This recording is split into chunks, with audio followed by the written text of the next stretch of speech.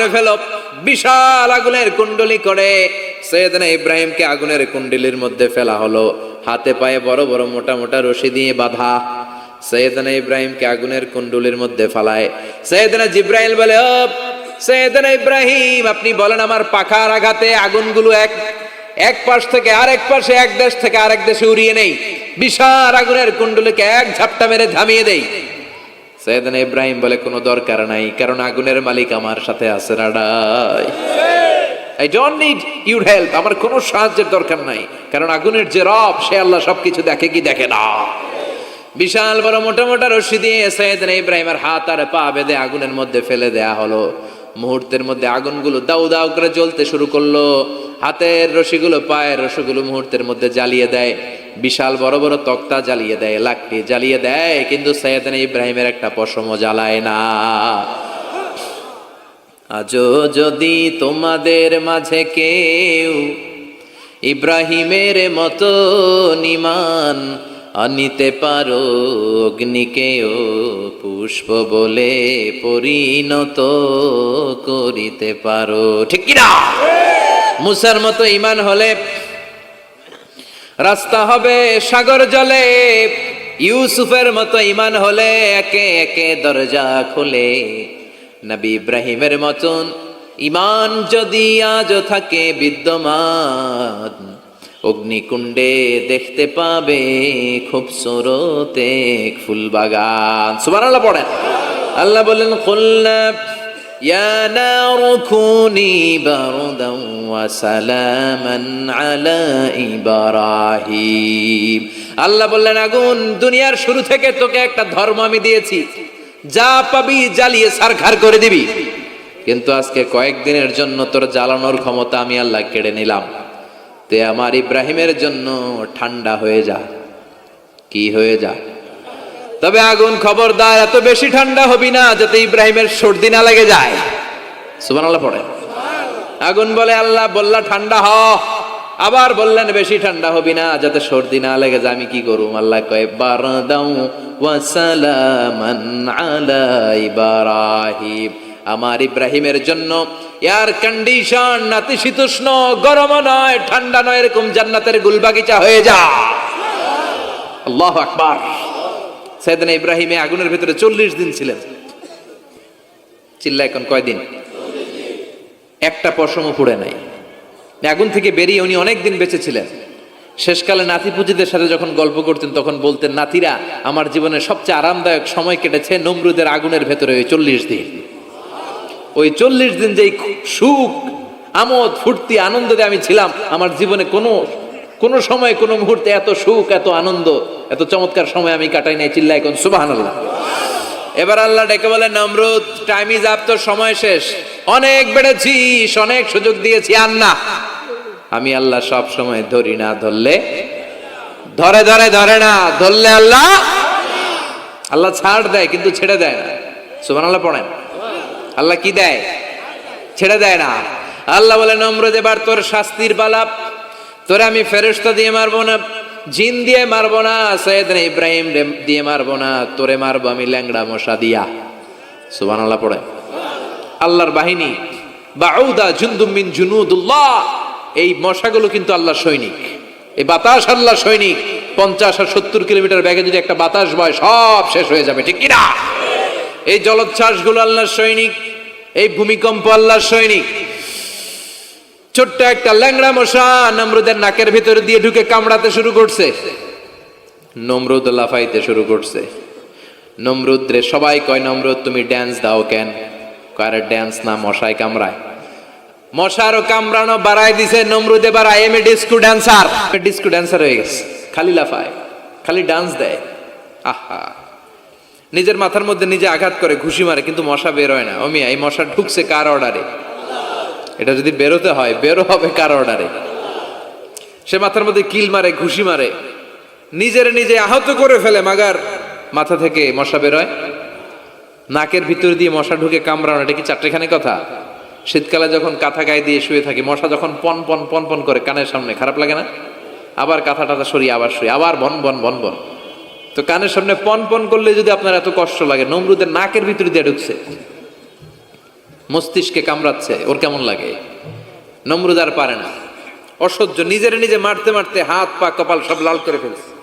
অবশেষে আশেপাশে চাকর বাকর খাদেম খুদ্দাম যারা আছে সবাই বললো, আমি আর পারিনি, এবার তোরা মার, তোরা মার। সবাই কয়ে, নমরুদ আজীবন নাম করে মারছো, এবার পাইছি খেলা, এবার ইচ্ছা মতো তোরা বিড়াম। এবার সবগুলো আমি নমরুদে মারা শুরু করছি। মারতে মারতে বেহুশ মাগার মশা বেরোয়। এই মশা ঢুকেছে কার অর্ডারে? বের হবে কার অর্ডারে? তারপরও বেরোয় না। নমরুদকে এবার আমারে জুতা মার। কি মার? এখন আমরা পরি প্লাস্টিকের জুতা, চামড়ার জুতা, তখন পড়তো খরমের জুতা, কাঠের জুতা। খরমের জুতা, চামড়ার জুতা। খরমের জুতা বানায় কি দিয়া? কথা কন, চিনেন? এবার ক্যামেরা জুতা মার। সবাই এবার কাঠের জুতা লইছে, ইচ্ছা মতো পিটান শুরু। পিটাইতে পিটাইতে ওর মাথা ফাটিয়ে রক্তাক্ত করে শেষ। নমরুদের খেলা শেষ। নমরুদের খেলা যখন শেষ, আল্লাহর সৈনিক ওই ল্যাংড়া মশা নাক থেকে বের হয়ে শূন্যে উড়াল দিয়েছে। চিল্লায় পড়েন আল্লাহু আকবার।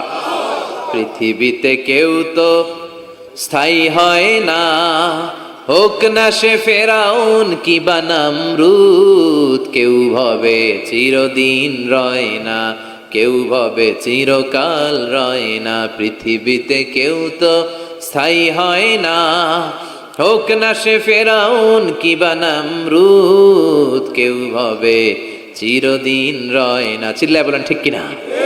নমরুদ আজীবন থাকতে পারছে? ওর ক্ষমতা, ওর দাপট, ওর জুলুম, ওর অত্যাচার, ওর শেষ রক্ষা করতে পেরেছে? কথা কন। ফেরাউনের দাপট আর ক্ষমতা বাঁচাতে পেরেছে? এখনো যারা দাপট দেখায়, জুলুমবাজ, এদের ক্ষমতা দাপট এদেরকে বাঁচাতে পারবে না। বাঁচানোর মালিক একজন। চিল্লায় বলো, তিনি কে? এজন্য আল্লাহ ডেকে বলে, গোলাম ইব্রাহিমের জীবনেতে তোমাদের জন্য শিক্ষা আছে, শিক্ষা আছে ইব্রাহিমের জীবনের জন্য।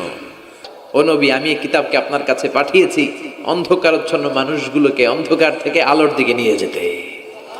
এই কোরআনের ভেতরে আলো আছে না নাই? সবকিছুর সমাধান আছে না নাই? সমাধান চাও যদি জীবনে, মরণে ফিরে যাও, খুঁজে নাও, চোখ রাখো কোরআনে। সুবহানাল্লাহ পড়েন। চোখ রাখবেন কোথায়? নাকি মোবাইলে, না টিভিতে, না এটিএন বাংলার পর্দায়? আসিতেছে আগামী শুক্রবার রঙিন পর্দায়, চোখ রাখুন এটিএন বাংলায়। এটিএন বাংলায় চোখ রাখবেন? কই রাখবেন? সমাধান চাও যদি জীবনে, মরণে ফিরে যাও, খুঁজে নাও, চোখ রাখো কোরআনে। ঠিক কিনা? If you want the solution this dunya and akhirah, go back, have a look to the holy Quran. সুবহানাল্লাহ পড়েন। কি নবী আল্লাহ বানালেন, ওই নবীর নামে আল্লাহ একটা সূরা দিলেন। আবার আল্লাহ বললেন, ও দুনিয়ার মুসলমানেরা শোনো, তোমাদেরকে মুসলমান বলে নাম করেছে সাইয়েদনা ইব্রাহিম। ঠিক কিনা? আবার এই নবী সাধারণ কোন নবী নয়, এই নবী হলো তোমাদের জাতির পিতা। আমাগো জাতির পিতা কেডা? কথা কন আরো জোরে, সবাই মিলে বলেন, মিল্লাতা আবিকুম ইব্রাহিম হুয়া সাম্মাকুমুল মুসলিমিন। মিল্লাতা আবিকুম ইব্রাহিম, তোমাদের জাতির পিতার নাম, আমাদের জাতির পিতার নাম ওয়া সাম্মাকুমুল মুসলিমিন, তিনিই তোমাদেরকে মুসলমান নামকরণ করেছে। আবার আল্লাহ বললেন, আসলিম ইব্রাহিম, তুমি সবাইরে মুসলমান বানাও, আগে নিজে মুসলমান হও। আসলিম ক্বালা আসলামতু লিরাব্বিল, ও ইব্রাহিম তুমি মুসলমান হও। বলার সাথে সাথে ইব্রাহিম বলে, আল্লাহ দেরি নাই, আমি মুসলমান হয়ে গেলাম। ইহুদিরা দাবি করতো সাইয়েদনা ইব্রাহিম নাকি ইহুদি, নাউজুবিল্লাহ পড়বেন না? খ্রিস্টানরা দাবি করতো সাইয়েদনা ইব্রাহিম নাকি খ্রিস্টান।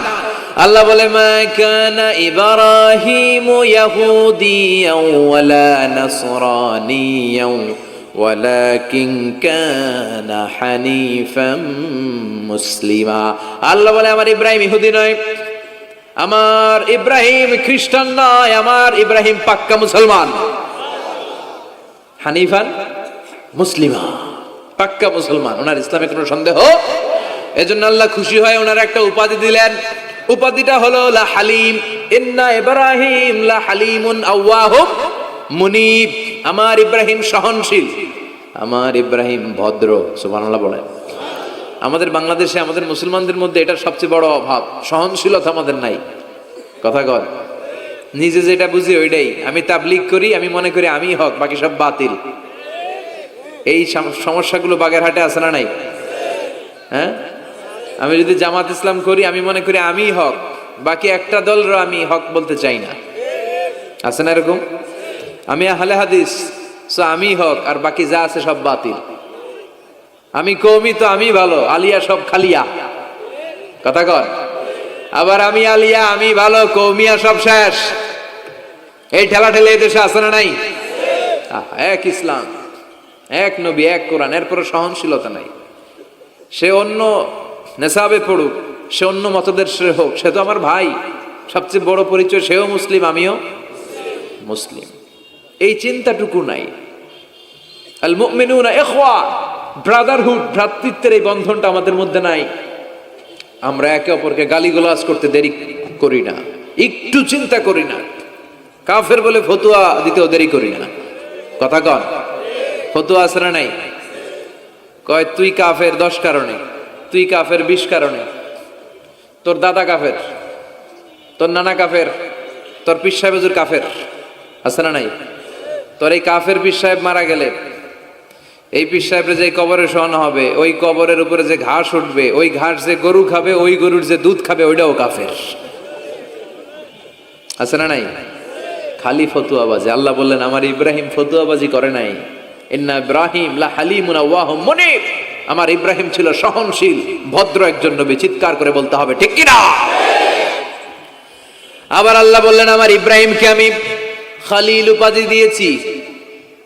ইত্তাখাযাল্লাহু ইব্রাহিমা খলিলা, আল্লাহ বললেন গোটা বিশ্বের মধ্যে থেকে কাউরে আমি খলিল বলে গ্রহণ করি নাই, একমাত্র ইব্রাহিমকে ছাড়া। ইব্রাহিম আলাইহিস সালামকে ছাড়া কাউরে আল্লাহ খলিল বানাইছে? খলিল মানে বন্ধু। খলিল মানে, সবাই বলেন খলিল মানে। সাইয়েদনা ইব্রাহিমকে বানাইছেন খলিল, আর বিশ্বনবীকে বানাইছেন হাবিব। বিশ্বনবীর কি বানাইছে? আর সাইয়েদনা ইব্রাহিম খলিল। বাপ বেটা, একজন খলিল একজন হাবিব। বাপ কা বেটা সিপাহী কা ঘোড়া, কুছ না হতো থোড়া থোড়া। ঠিক কি না? বাপ ভালো তার বেটা ভালো, তাই মা ভালো তার ঝি।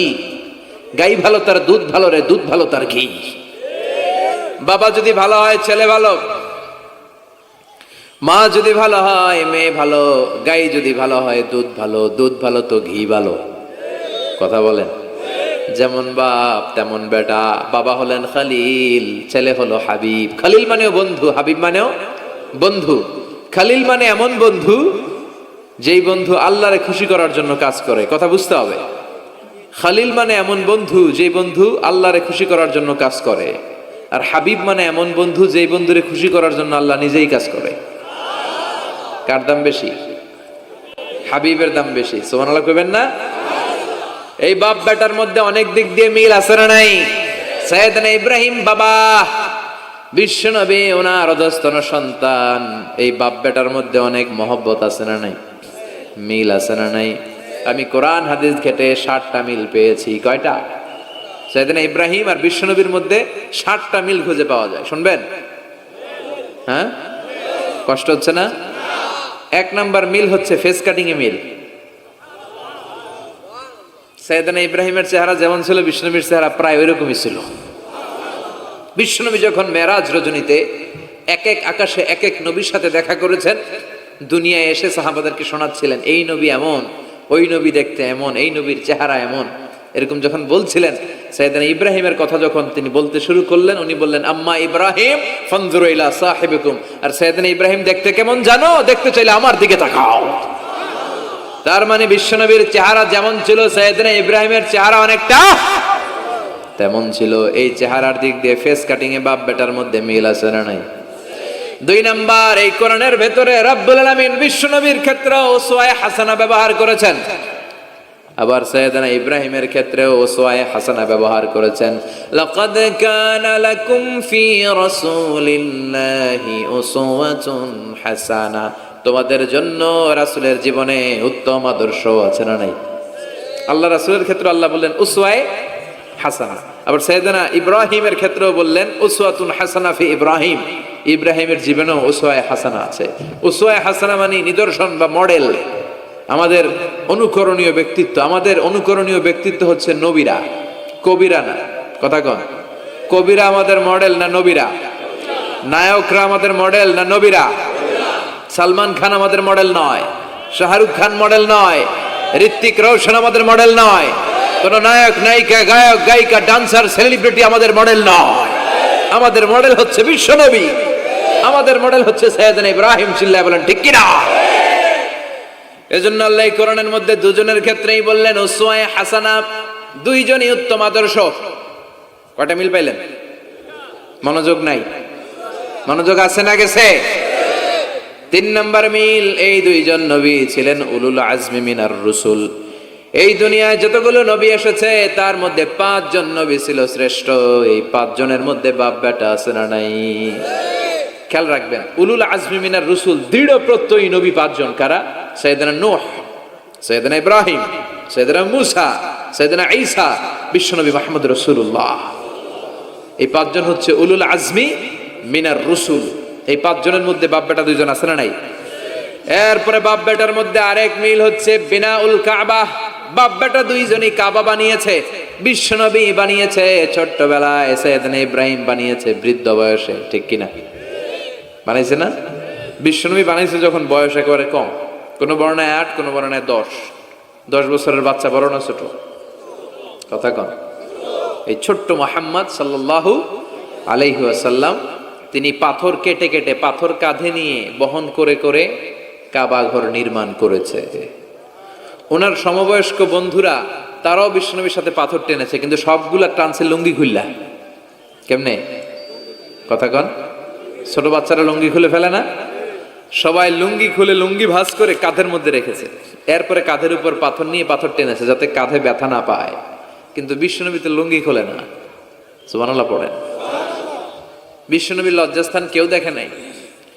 হালিমাতুস সাদিয়া, বিশ্বনবীর দুধমা, উনি বলেন এই কোরাইশি মুহাম্মদকে আমি 5 বছর ঘরে রাখলাম, পাললাম। এই 5 বছরের জন্য এই ছোট্ট মুহাম্মদ একবারও কাঁদে নাই। ক্ষুধা লাগলেও কাঁদে না, ব্যথা পেলেও কাঁদে না। শুধু লজ্জাস্থানের জায়গা থেকে কাপড়টা একটু সরে গেলে চিৎকার দিয়ে ওঠে। কি নবী ছিলেন, কি লাজুক ছিলেন। আল হায়া ও শুবাতুম মিনাল ঈমান, এই লজ্জা ঈমানের অঙ্গ। এখন আমাদের মধ্যে লজ্জা শরম নাই। নারীদের পোশাকের বেহাল দশা। মশারি কি পাতলা, এর চেয়েও পাতলা। কথা কন। আমার বোনেরা, এই হেজাব ছেড়ে দিয়েন না, নেকাব ছেড়ে দিয়েন না, ওড়নাগুলো ছেড়ে দিয়েন না। এগুলো আপনাদের সম্মান, এগুলো আপনাদের মর্যাদা। এই হেজাব আপনার অধিকার, হেজাব আপনার অহংকার, হেজাব আপনার আভিজাত্যের প্রতীক, হেজাব আপনার রুচির প্রতীক। আপনি কতটুকু রুচিশীল, আপনি কতটুকু ভদ্র মার্জিত ডিসেন্ট ম্যানারে আপনি চলেন, এটা প্রমাণ করে দিবে আপনার হেজাব, আপনার পর্দা। চিল্লা এখন ঠিক কিনা? যারা নারী অধিকারের কথা বলে এরা নারীদেরকে ঠকায়। যারা নারী আন্দোলনের কথা বলে এরা নারীকে বিজ্ঞাপনের পণ্য বানায়, এমনি বেশকি মেরা থাকে। উলঙ্গ, নেকেড, এরকম নারীদের দেহকে প্রদর্শন করে। এরা নারীকে ভোগের পণ্য বানায়, বিজ্ঞাপনের সস্তা পণ্য করে, রূপালী পর্দায় উলঙ্গ করে উপস্থাপন করে, আর সুযোগ পেলে ধর্ষণে সেঞ্চুরি করে। এদের ঘরেই নারীরা বেশি নির্যাতিতা। দেখবেন এদের ওয়াইফ নির্যাতিত হয় এদের দ্বারা, এদের ঘরের কাজের মেয়ে নির্যাতিত হয় এদের হাতে। কথা বলেন। ইসলাম যে নারীকে মর্যাদা দিয়েছে, গোটা বিশ্বের কেউ নারীকে এই মর্যাদা দিতে পেরেছে। বিশ্বনবী ছোটবেলায় কাবা ঘর নির্মাণে অংশগ্রহণ করেছেন।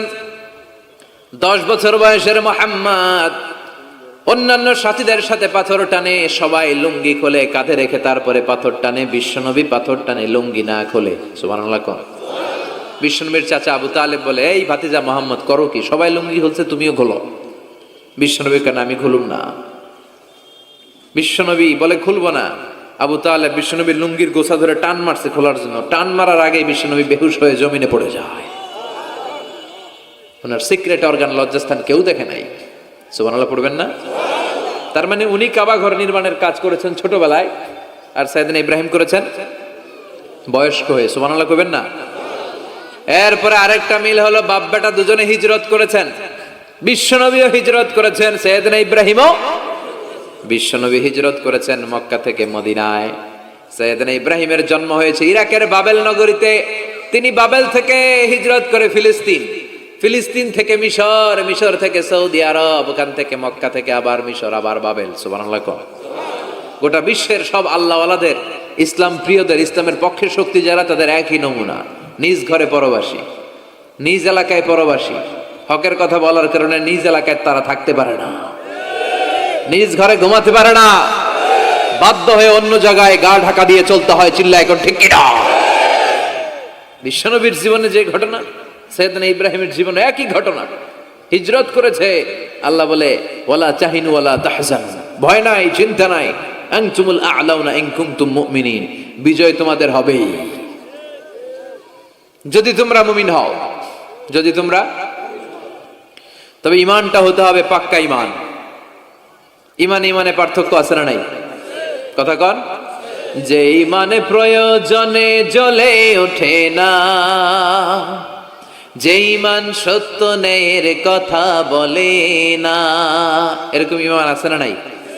পাপ দেখবে, অন্যায় দেখবে, কোনো কথা কয় না। নিজের মেয়ের বয়সী একটা মেয়েকে কিছু বখাটে ছেলেরা টিস করে, কিচ্ছু কয় না, পাশ দিয়ে হেঁটে চলে যায়, এরকম ডাকাত আছে না নাই? যে ঈমানে প্রয়োজনে জ্বলে ওঠে না, যে ঈমান সত্য ন্যায়ের কথা বলে না, যে ঈমান বাস্তবে নাই, যে ঈমান অন্তরে নাই, মুখে শুধু ফাঁকা বলি, কি করে তারে বলো ঈমান বলি, কি করে তারে বলো ঈমান বলি, কি করে তারে বলো ঈমান বলি। আছে না নাই? যে ঈমান দিন কায়েমের আন্দোলনের ধার ধারে না, যে ঈমান লেবাসধারী কোরআন হাদিস তাও পড়ে না, যে ঈমান খাজার নামে মাজার গড়ে ফুলুস কামায়, এলাকায় তো নাই না? হ্যাঁ, যে ঈমান শিরকিয়াতের আমল করে ভীত না হয়, যে ঈমান ঈমানে ভুলে নাস্তিকতার মঞ্চে ওঠে, যে ঈমান বাতিল মতের দোসর হয়ে ফায়দা লুটে, যে ঈমান শুধুই কেবল খায় দায় আনন্দ করে, যে ঈমান দেখে না যে ফিলিস্তিনে ভাইরা মরে, যে ঈমান ময়দানে নাই, যে ঈমান বাস্তবে নাই, মুখে ফুটায় ফাঁকা বলি, কি করে তারে বলো ঈমান বলি, কি করে তারে বলো ঈমান বলি, কি করে তারে বলো ঈমান বলি। ঠিক কিনা? ঈমান ঈমানে পার্থক্য আছে। আপনারও ঈমান, আর যারা এই ঈমান রক্ষার জন্য জানবাজি রেখে ইসলামের কথা বলে, তার ঈমান ও ঈমান, পার্থক্য আছে না? সাইয়েদনা ইব্রাহিমও হিজরত করেছেন, বিশ্বনবীও হিজরত করতে বাধ্য হয়েছেন, তার মানে হিজরতের দিক থেকে মিল আছে না নাই? এরপরে বিশ্বনবী মুসলিমের বর্ণনায় বলেন, ইন্নী হারামতুল মদিনা কামা হারামা ইব্রাহিম মক্কা, আমি হারাম করছি মদিনা, সাইয়েদনা ইব্রাহিম হারাম করছেন মক্কা। মক্কা মদিনা দুইটাই কিন্তু হারাম, জানেন? মক্কা মদিনার চারদিকে হুদুদুল হারাম আছে, হারামের বাউন্ডারি। এই জায়গায় মারামারি করা যায় না, কিলাকিলি ঘুষাঘুষি কিছু করা যাবে? হত্যাকারীও যদি এই হুদুদুল হারামের ভিতরে ঢুকে, সৌদি পুলিশ ওখানে ওরা অ্যাটাক করতে পারবে না, ওরা ছলে বলে কৌশলে হুদুদুল হারামের বাউন্ডারির বাইরে আনবে, এরপরে মারিস। কথা বোঝা নেই? এটার ভিতরে মারামারি নাই। তো এই হুদুদুল হারামের বাউন্ডারি বেঁধে দিয়েছেন মক্কায় সাইয়েদনা ইব্রাহিম, আর মদিনায় বেঁধেছেন বিশ্বনবী। বাব্বাটা মিল আছে না নাই? এরপরে আমরা প্রত্যেক নামাজের শেষ বৈঠকে এমন একটা দুরুদ পড়ি, ওই দুরুদের মধ্যে বাপ বেটা দুইজনের দোয়া আছে না নাই? এই দুরুদটারে সাইয়েদনা ইব্রাহিমের নামে ডেডিকেট করেছে কে? দুরুদটার নাম দুরুদে আমরা সবাই পড়ি, আল্লাহুম্মা সাল্লি আলা মুহাম্মাদ ওয়া আলা আলি মুহাম্মাদ কামা সাল্লাইতা আলা ইব্রাহিম ওয়া আলা আলি ইব্রাহিম ইন্নাকা হামিদুম মাজিদ। আমরা বলি, আল্লাহ সাইয়েদনা ইব্রাহিম আলাইহিস সালামের উপর, তার পরিবারের উপর যেমনি রহমত করেছেন, বিশ্ব নবীও তার পরিবারের উপর আপনি রহমত নাজিল করেন। এরপর পড়ি, আল্লাহুম্মা বারিক আলা মুহাম্মাদ ওয়া আলা আলি মুহাম্মাদ কামা বারাকতা আলা ওয়া আলা আলি ইব্রাহিম ইন্নাকা হামিদুম মাজিদ। সাইয়েদনা ইব্রাহিম তার পরিবারের উপর যেমন বরকত আপনি নাজিল করেছেন, বিশ্ব নবীও তার পরিবারের উপর এরকম বরকত নাজিল করে দেন। কয়টা মিল পাইছেন বাপ বেটার মধ্যে?